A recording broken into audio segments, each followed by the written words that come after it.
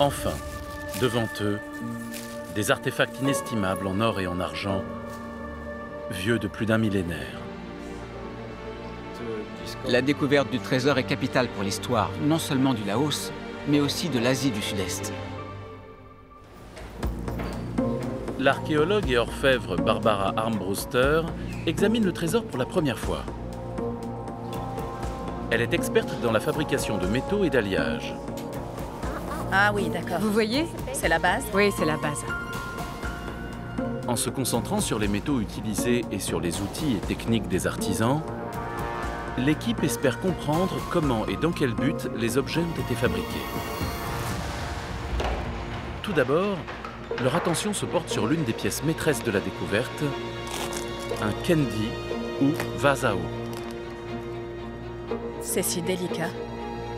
C'est réellement un des plus beaux objets qui a été retrouvé dans ce trésor.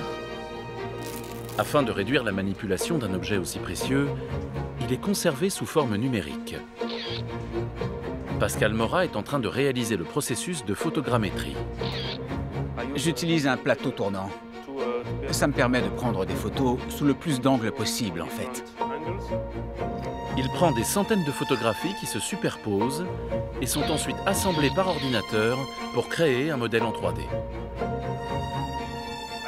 Je dois prendre des photos de l'objet sous toutes ses coutures pour pouvoir capturer tous les détails. Mais avant de pouvoir créer un modèle 3D, il y a une autre étape à respecter.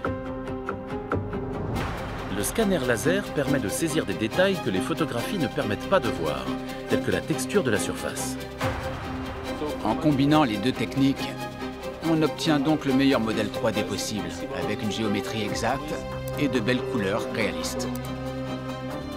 Le kendi est désormais sauvegardé numériquement pour des examens futurs. Les modèles créés par cette nouvelle technologie de numérisation sont incroyablement précis. Et l'équipe les utilisera pour continuer ses recherches sur les origines du trésor sans manipuler l'artefact à outrance.